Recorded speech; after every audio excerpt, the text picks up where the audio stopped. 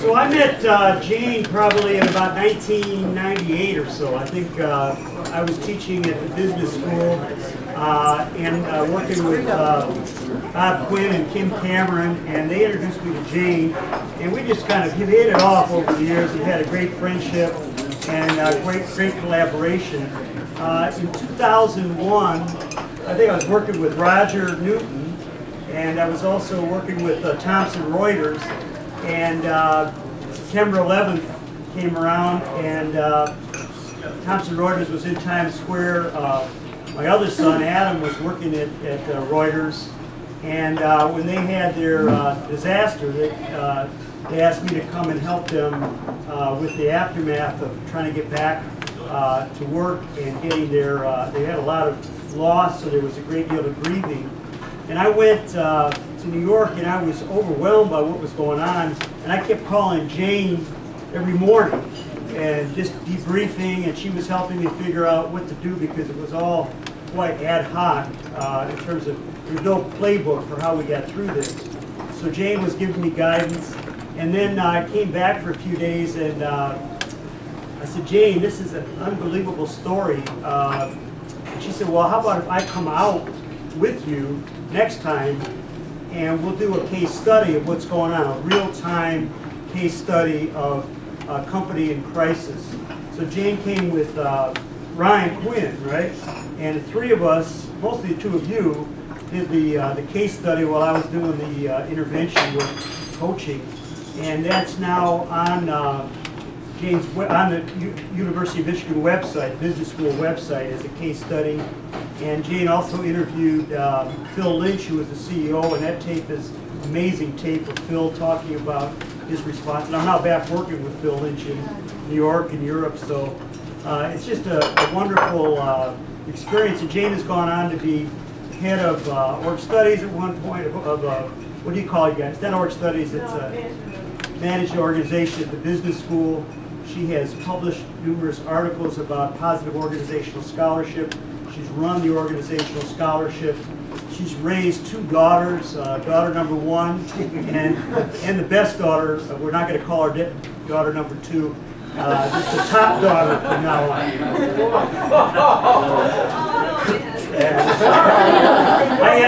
I have that problem because my son number two is here, and he does not like to be called son number two. I'm the best son. I'm the best son. Yeah.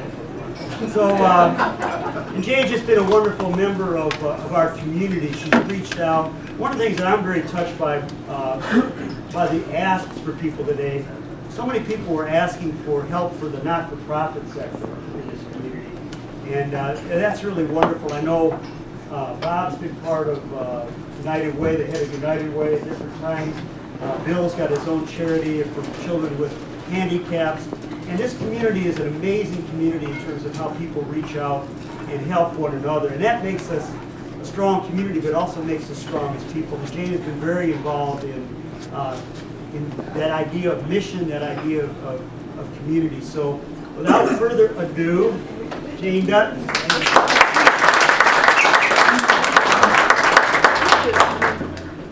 So wonderful to be here and seeing so many different people from different parts of my life, the life of Ann Arbor, and the life of the state of Michigan. It is a special time, I think, to be here. I mean, I feel like I'm part of things that I can feel are coming to life, and I can't wait to see what unfolds. So thank you for this forum. So my goal here is to fire you up, and it's to fire you up about simple possibilities about how you can strengthen yourself and how you can help other people strengthen themselves by how they think about themselves. So it's a really sort of simple premise. And I have at the helm with me Jeff Bednar. What I'm going to talk to you about today is part of a wonderful research team of former graduate students, Lauren Morgan Roberts, and current graduate students, Jeff Bednar, and a wonderful colleague, Brad Owens. And we've been on this pursuit for the last couple of years to try to figure out what does it mean to have positive identity? What does it mean, and what difference does it make? And so Jeff is our empirical data guru. So if there are any kind of data questions, I'm going to the guy. But he's also going to help me go through the slides. So we haven't synchronized this before, so thank you for your willingness to Oh, thank you. He's moving me along. Okay, so here's the goals. Here's what I'd like to do. I said, besides fire you up, I would like you to appreciate the power of positive identities. I mean, what I love about this idea of power of positive identities is this does not cost money. In a business school, we're always talking about resources. In this climate, we're materially constrained in terms of financial resources. So what can we do to unlock greatness in people? Actually, the 100%. Hey, Jane, I'm sorry, we don't have the mic this morning, but I don't think people can hear. Can you hear? Maybe you can just walk out in the middle here, and Okay. don't have to stand back and Okay. you know. I just need to be able to see my slides. Yeah. All right. If you can't hear, just raise your hand. Yeah, can you, I'll be speaking to you. If you can't hear me in the corner, let me know. So we want to give you a framework for thinking about positive identities. We want to help you think about different aspects of positive identities, and we're going to do this thing that we've called, sort of playfully, positive identity infusions. So we're going to get you to play with your own capacity for positive identity by doing these what we're calling positive identity infusions. And then we'll come back after you're playing with this new, I don't want to call it a tool because it's not that fancy. It's a reflective kind of device for you to think about positive identity, and we'll talk about what does it do, what are its strengths, what are its limits, and how might we use it. Okay, Jeff, next. So the flow is, I want to go through some sort of foundation thoughts.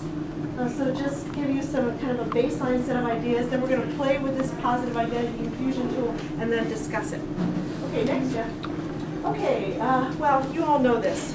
We spend more time at work organizations than we do with our families, with our friends, and particularly, most often, with our hobbies. As a result, next one. And at the same time, we're constantly asked, when we meet people, sort of, who are you? By asking, what do you want to be when you grow up? That's what we ask our kids. We ask our kids that often, way too early.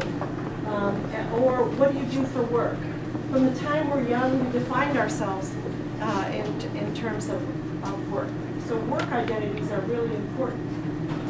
We can't see the top, but so one question I might ask you, or you might ask yourself, is who are you? Who are you when you go to work? Are you ambitious, creative, supportive, competitive, or some combination? I mean, the point is, when we go into workplaces, the identity we take on can often be different from the identity that we have in different aspects of our lives. But because we spend so much time at work, and our work identities are such a central part of who we are, they're really important in terms of our well-being, our thriving, our flourishing. Okay, next, Jeff. So the core claim that Jeff and Laura and Brad and I want to make is that work-related identities, when they're positive, really contribute importantly to our own flourishing. And when I say the term, when we use the term work-related identities, we're actually being quite broad. You can think about, we have multiple identities that are active at work. So for example, we have our professional identities. So, in my case, I'm a professor. Some of you, are, again, when you introduced yourself, sort of named your profession. But I have an organizational identity at work. I'm a member of the University of Michigan. I'm a member of the Ross School of Business. I'm a member of the Center for Positive Organizational Scholarship. And what's so interesting is that each one of those identities have different meanings attached to them. So again, the argument here is that those can be differing sources of strength for us as we navigate our day and as we navigate our lives. And we can also think of our role identity as part of our work identities. So the point here is there are multiple work-related identities that can get activated and that we can infuse with meaning at work. Okay, next step. Now the cool thing is, now this is one of those slides where it doesn't look like much, but this actually took a lot of work. Again, I'm really used to business school, bottom line, so give me the bottom line. This is the evidence that, in fact, positive work identities foster flourishing. So each one of these bullets is sort of citing a research evidence that in fact when people think about themselves and define themselves in positive ways, it produces good things that we might argue are markers of flourishing. So there's work that suggests that if we think about ourselves positively at work, we're more engaged at work.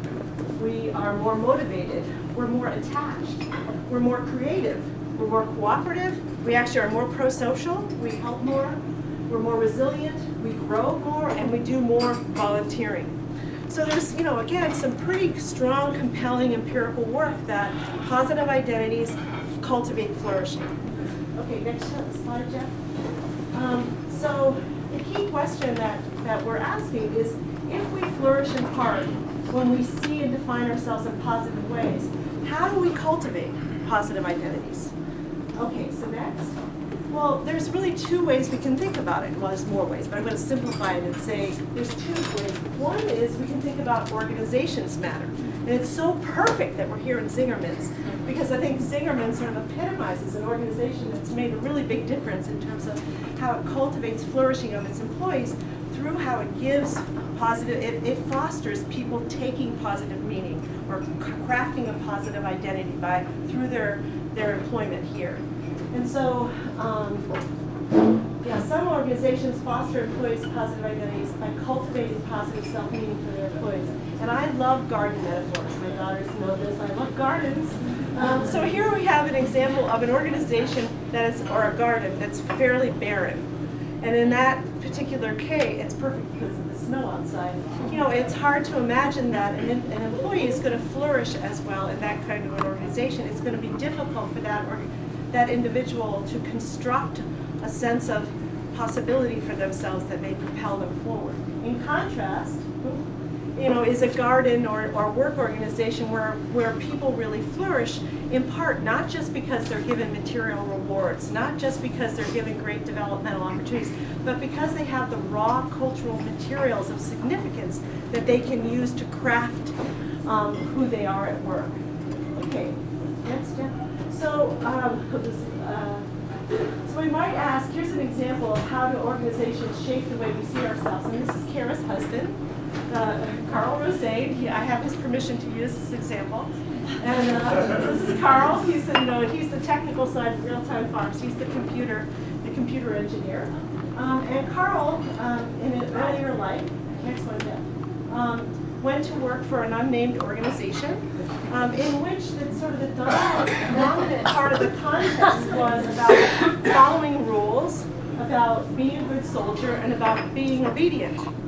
He left that organization to go to another organization, this one named Google, in which, again, the organizational context was one of creativity, of enterprising, of being playful. Now you might ask, next one, two questions. How do you think Carl's self-meaning changed, kind of working in these two contexts? I think it's not hard to imagine. Next one. And in which context do you imagine Carl was flourishing? In fact, I would probably argue, and I'm hoping Kara would agree, that it was partly the self-meaning he was able to make by working in that kind of context that helped to inspire and create the kind of courage that it took to leave, do a really good job, and take your family back to Ann Arbor. Okay, so besides organizations shaping the kind of positive identities people construct, people can be agentic themselves. So it's not just the context that determine the positivity of the identities we can make at work. We have something to say about that. So as individuals, we exercise choice and discretion about the kind of meaning that we make of work. And this idea was beautifully put by Viktor Frankl in probably his most famous book, Man's Search for Meaning, in which he makes, in a beautiful way, a beautiful, poignant way, the argument about the power of self-meaning. And in the context he was writing about, a very dire concentration camps, was sort of the extreme case of how you have to make positive meaning in a context that's very depressing. So next. So how do we? So the question might be, how do we cultivate positive meaning in any context. And I've done lots of work, been very inspired by the efforts at the University of Michigan around voices of the staff. It's sort of this giant empowerment program at the University of Michigan. And I have done research on staff at the University of Michigan and have been very inspired by what they have to say about how they see themselves at work. Not necessarily how they are treated at work. In fact, that was the dark side of the research that I did. But the sort of ennoblement of what the staff were doing at the university. This is one of my favorite quotes, was, "We enable the faculty to do their work and we enable the students to achieve their dreams." So that's an example of, to me, an inspiring account of how people are making positive meaning in a context, in the kinds of jobs where I was studying it, in places where people were not being that well treated. The other little point I have down here is thinking about positive meaning at work is how many of you have a favorite email folder where you get feedback from somebody or somebody gives you a comment and you sort of tuck it away so that when you're feeling down or not feeling very worthwhile at work, you pull it out and you again recraft in that moment about who you can be or who you are at work. Those are both examples of cultivating positive meaning at work or positive identity. So what kinds of positive work-related identities are there? And we're going to argue there's, based on our research, it took us about a year and a half to go through this, that there are four. There are four, you can think about these as four different access points or four different pathways through which people can cultivate positive identities by crafting different kinds of work selves.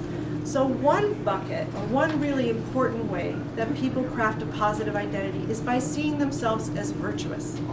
So a virtuous work self is marked by, it's the degree to which we see ourselves as someone with character strengths or virtuous qualities. So here are my two examples, well known. Who's the guy on the left?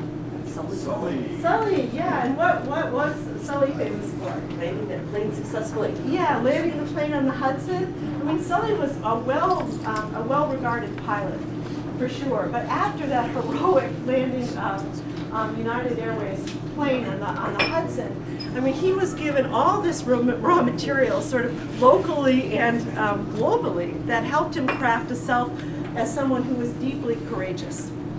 Similarly, this is Phil Lynch that Rob mentioned earlier at Reuters America. He's the kind of to me, the epitomizes the compassionate leader, someone who in the wake of 9/11 was simultaneously awesome technically, because I don't know if any of you know this, but Reuters was really the organization that played the major role in getting the markets back up after 9/11, and so huge technical leadership at the same time that deeply compassionate in terms of the way they handled the loss of their employees in that crisis.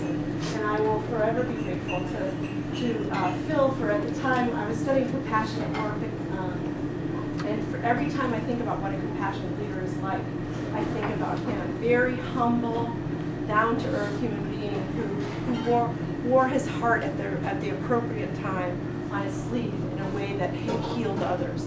So those are examples of two men who, based on their experience, could, given the raw materials that were at hand in their own experience, sort of use those materials to think of themselves in worthy ways, in enduring worthy ways, like compassionate, courageous, wise, that kind of thing. So that's one way we can craft a positive identity. A second is the growing work self. Okay, you recognize. This is the degree. Another way we can see ourselves positively at work is in terms of the degree in which we define ourselves as someone who's progressing towards becoming the person that they want to come. And the joy of being a parent, or the joy of being a person who gets to watch the development of others is to see the degree to which the individuals who's going through growth actually captures that and makes it a part of who they are. And in another research project that I've done we've been looking at how work contexts shape how we think of ourselves at growing at work. But through my daughters, I've learned that you can, no matter what your circumstance, you can really make an effort to see yourself as changing in a positive direction. And anyway, so that's the second way, the growing work stuff. A third way that we can define ourselves as positive in terms of, is what we call the value work self. That's the degree to which I see myself as a person of worth and value. And Marcy knows, this is Candace Phillips, who is the chief housekeeper at the Cancer Center. She, like Phil Lynch, has inspired me for years, since the first moment I had contact with her. I did a study with some other people of people who cleaned hospitals, and again how they crafted meaning in their work. And I expected to find people who were distorting reality to cope with the way they were being treated at work. I was not prepared for the high percentage of people who would see their work deeply as a calling. And Candace was probably one of the most articulate about how she saw her work at the hospital as one of being a healer and being a major contributor to the mission of the Cancer Center. Yeah, I mean, she's out, and we actually, this is a clip from a video. We went back to videotape her when we teach in our executive programs on Positive Organizational Scholarship. We use a 6-minute clip from her interview when we're talking about job crafting and how people craft their work to meet with their highest aspirations. And that is the video that everybody wants to take home, of all the videos that we've taken. So Candace sort of epitomizes to me, again, how you can craft a positive identity in terms of seeing what you are doing and who you are as a person of worth and value. The fourth path is the integrated self. So this is, you can have a positive identity not just by seeing yourself as virtuous, not just by seeing yourself as growing towards a desire, not just by seeing yourself as a person of value and worth, but also the degree to which you see these different aspects of yourself as complementary. So what I think where this is oftentimes the most visible is when you have two conflicting identities. You can, again, as an architect of your own identity, you can see those two sides of yourself as sort of conflict, or you can see them as deeply integrated. And the research suggests the more that you see it as integrated, again, the more valuable that will be to you, the more it strengthens you. So, I have sorry, I forgot her name. It's Dana something. Oh, you got it. What is it? Dana Patrick. Yeah. Danica. Okay, great. Okay, so Danica is sort of one of the most renowned female race car drivers. And again, this idea of sort of female race car driver could be incompatible, highly compatible. Or male nurse, another potential. Again, could be integrated, and working mother, really. And there have been various times in my life where that's been a source of positive identity, other times in my life where it's been a source of real pain. So those are the 4 types of positive identity. And again, what I want you to think about is, what would it mean if you yourself could be strengthened by accessing more those different sources of positive identity? And what would it mean if you could create your work organization in a way where people could more readily tap into those different aspects of their positive identity? Because our research would suggest that these are really separate. They're separate, unique, and they contribute uniquely to people's strength. So, so that's what I want you to play with. Let's go, Jeff. Okay, flourishing through positive identity infusions. Okay, now we get to the part you're going to play with us. The idea is that we construct our identities by making salient or embellishing in our minds and our bodies different aspects of ourselves and our experience. What we recall and what we focus on makes a difference in who we see ourselves to be. So, if that's true, and as a betting person, I can tell you, I think it's really true. Okay, how can we affect it? So now it's time to do our new positive identity infusion. So you want to help me? So what I have here for you is a reflection that I want you to try. Okay, so you're going to have to work a little bit on yourself, by yourself first, for maybe a couple minutes, trying to recall the stories for the four different types of yourself. Then I'm going to ask you to share with a partner the most generative story. And then I want you to play with the questions on the back. Has everybody got it?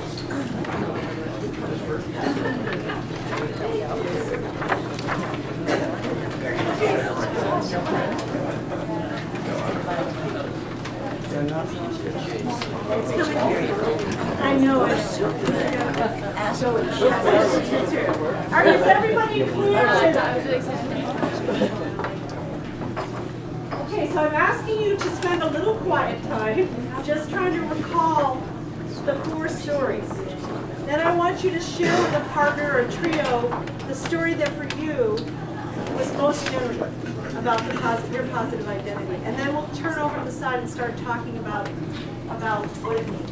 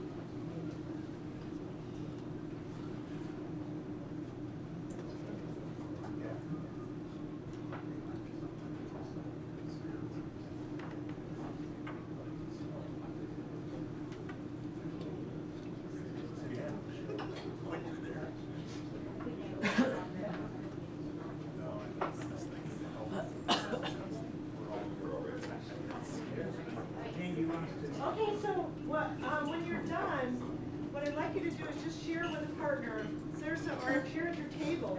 What was the sort of the easiest, most generative story that came to mind, and what does it do for you when you sort of think about yourself that way?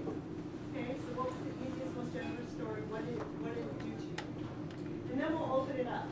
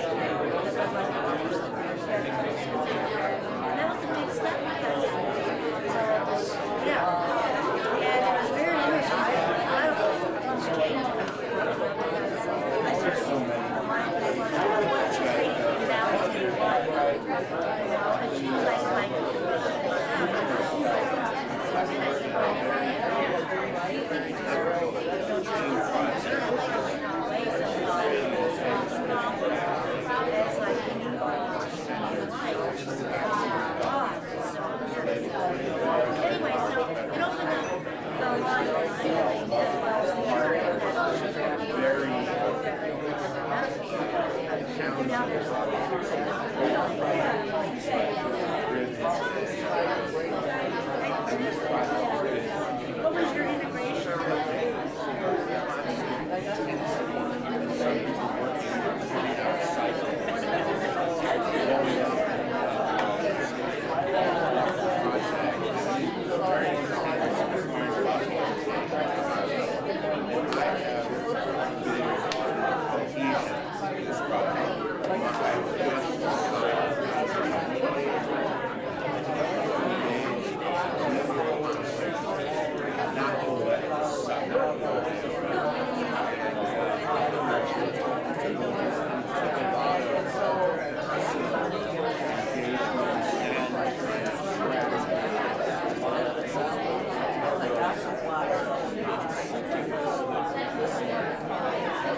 At work in the field.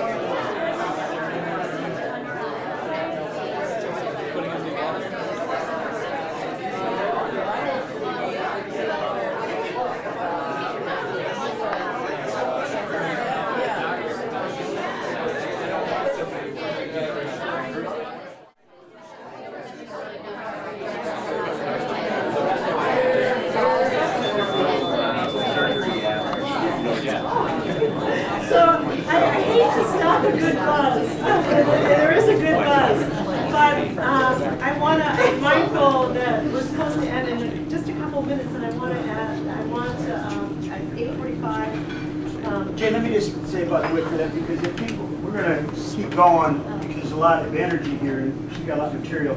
But we have a tradition that if you have to leave because there's a deal to be made by 9 o'clock, you can go. If you have to answer your emails, you got to stay. So. Or if your child's out in the car, you can also go. Okay, so I just want to take stock a little bit of kind of where we are and get some of your feedback. So when you started to use this way of sort of thinking about what was life-giving, what was generative? Yeah. Some quadrants to think about were easier than others. Yeah. You know, I found myself stuck in some quadrants, and other quadrants were, oh, I can think of, it's just like, oh. You can think of a whole bunch Yes. of. Yeah, are you willing to say like what was easy and what was difficult? Easy for me was where my different sides were working complementary to one another. I'm a marketing professional, but I have a passion for health and wellness. And I found myself working in the health and fitness industry in the UK, and it was the best couple of years of my life because I was living my passion, doing what I love to do. That's interesting. So how many of you, it's interesting that that's the one that you found easy. Were there other people who found that hard, the integrated self?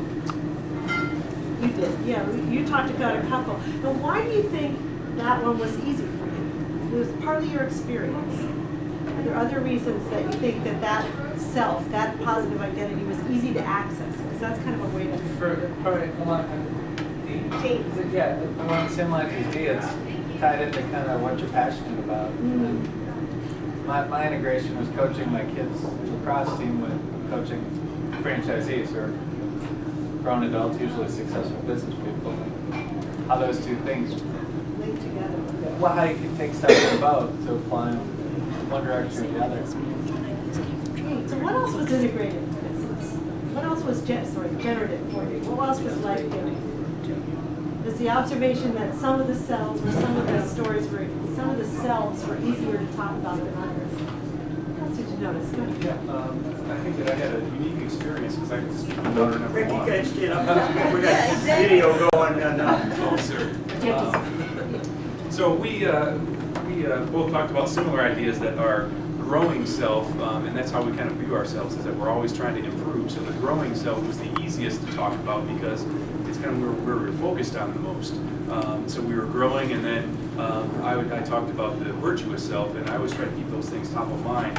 Rob taught me about 7 or 8 years ago that on a daily basis, when good things happen to you, write them down. And when you're not feeling good, go back through your planner and flip through all those great things that people said or did, or give you a round of applause for just working for a year at one company. You know, so things that make you feel good and that kind of thing. And I read that a lot during the Rich Rodriguez year. Hey, we can just keep it for a reason. And I thought it was interesting talking to Kara that this is the first time that she's heard Jane talk since she was 7 years old, like do an actual speech. So I feel good to be a part of it. What other observations do you make about sort of doing this again? Quickly, what do you see? What are you able to notice? Yeah.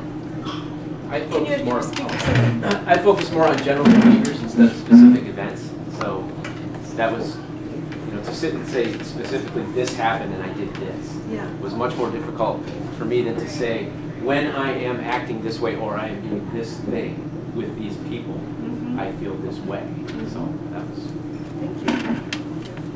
I mean, that makes me just mention one of the reasons that we decided to have you do this in story form. As opposed to, we have scales actually for these different dimensions, is that psychologically we process stories differently and they're actually more memorable, they're richer, we can carry them more with us. Because so again, if part of the idea here is to build your arsenal, to allow yourselves to draw strength from authentic ways of seeing yourselves. We're not talking about puffing each other up. We're talking about authentic, grounded ways of seeing yourself based on your experience that oftentimes you forget or they disappear, they evaporate quickly. So there's an intention behind a story of these events. I wanted to mention that. Other observations? Yeah, Emily. Oh, number 2.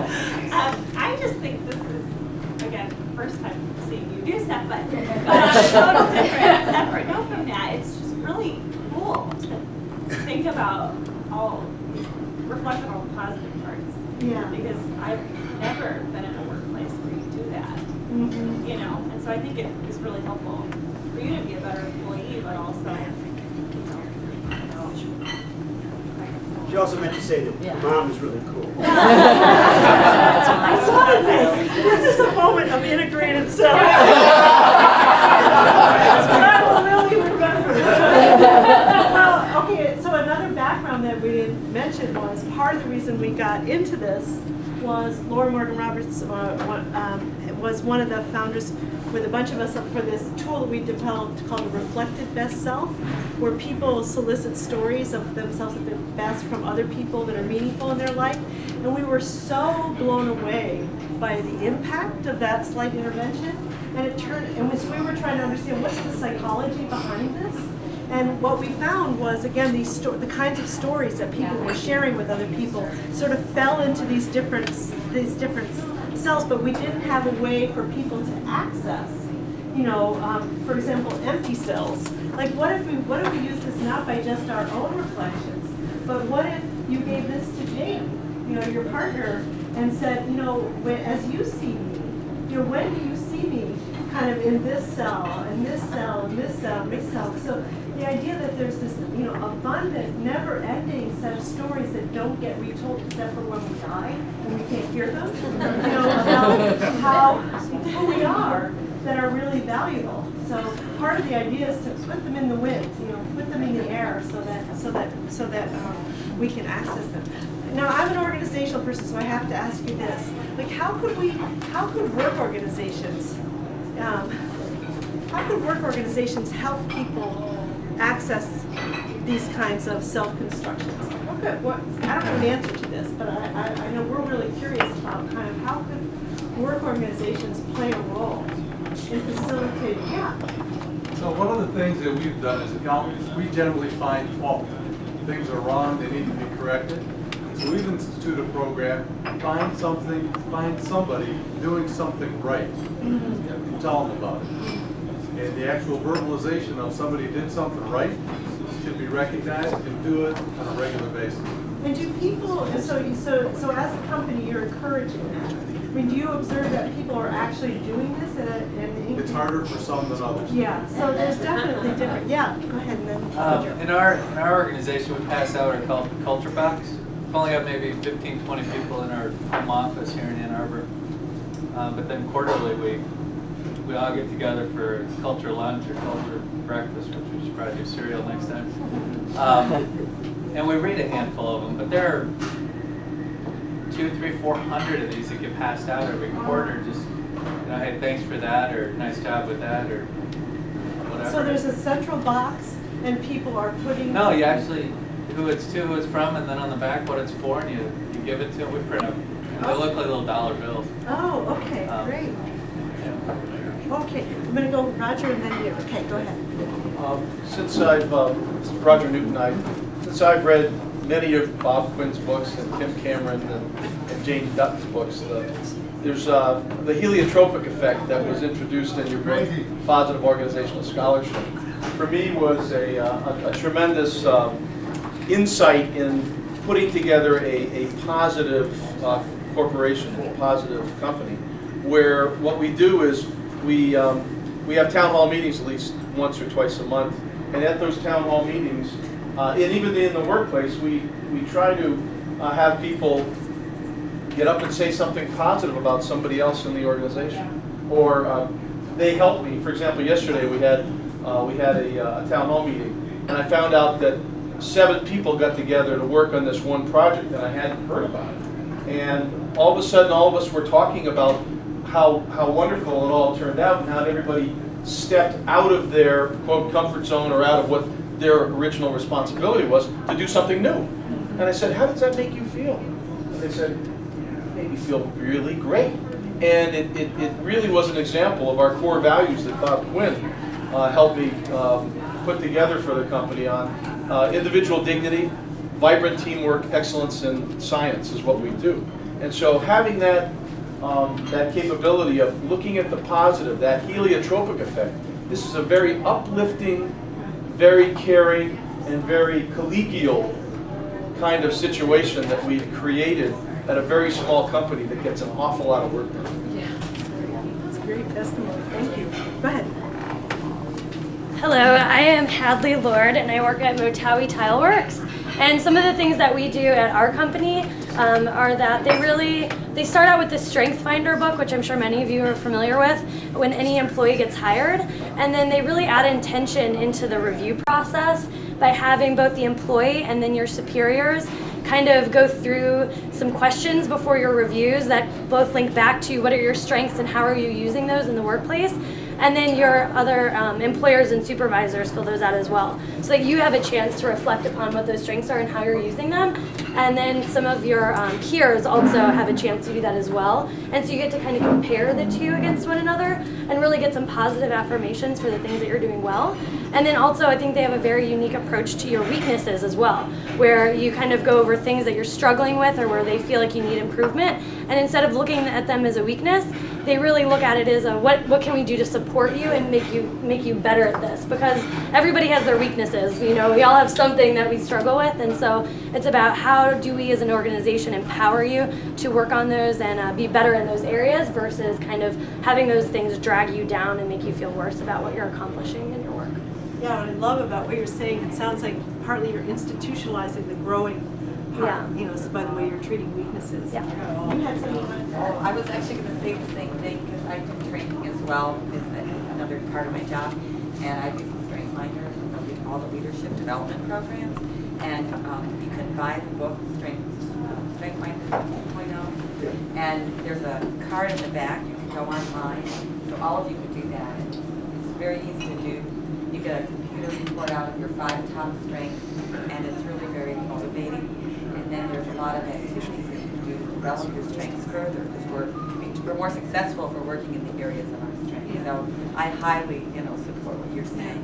Tom, Bring that into the university a lot. Tom built on that, the whole court, Tom and Jody, and around the strength finder. You don't have to stand up. Okay, yeah, just real quick, we used the Strength Finder, but we just, Rob and I facilitated a leadership class this year, and it's called Putting Your Strengths to Work, which is kind of the second part of that, which has been really powerful, because I think what managers want to know is, okay, how do I actually get people to use this, and how does it translate to that part of it? So it's been kind of exciting, and the managers that went through the class really liked the idea of this second part of the Strength Finder. And I'm going to put, based on that, an ask out into the air here about this, because one of the things we're really interested in is kind of, can we unlock even more resourcefulness by accessing these different kinds of positive identity? Because what Strength Finders is going after, even though they don't call it that way, is more the virtue-based strengths, because it's sort of, and I think there's these other ways that are not substitutes for, they're additions to, again, accessing this resourcefulness in ourselves. So I'll put an ask out there, if there's anybody who would be willing to allow us to study kind of the impact of accessing these kinds of things, and does it have a sustainable impact? We'd be really interested in that. Other things, go ahead. Can you stand up? Sure. Almost every one of our clients that comes through our doors takes some assessments that assess sales competency, sales management, leadership, ability, stuff like that. And when we get the results back, it spits out 30 pages, maybe 10 of which are opportunities to improve, and maybe 20 of which are here are your good things, your strengths, your characteristics, and what do you suppose everybody focuses on? Yeah, no, totally. It's always the weaknesses, right? And I'm a big, tough, strong man. I've got weaknesses, and I'm going to fix them. That's what we always focus on. And I say, wait a minute, there are 20 pages here of strengths that you have that this identified. Just give me some examples of why you think you found this. Yeah. And it's really therapeutic for them and for us to sit and talk about those things. Well, and the research would suggest that when you're doing this in practice, it is probably better to unbundle the discussion of the positive from the discussion of the negative, because we're so hardwired. You can't help it. It's unconscious. You'll focus on that. So 2 separate conversations would really help you maybe implement that.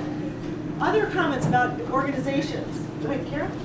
Oh, I was just gonna say, I mean, you know, we're like very much in the startup phase and everything moves fast, and sometimes even though this feels so awesome, I'm like, when do we have time to talk about positive work idea? We don't have time. We gotta like keep going, you know. But this has been really, really helpful. And, Thanks, Mom. And we have this on tape too. But if there's like, one of the things I was thinking about in a small team, and same thing, you know, with Google and stuff, is this very much like flat leadership, and our company is really very flat, and I feel like that really adds to a lot of positive work identity because people have their own thing that's really theirs, you know, and they get to own it. And it reminded me of yesterday we got asked for an interview on something in New York, and we go there, and you know, I was feeling all like, well, it better just be the co-founders because what happens if somebody else says something wrong? And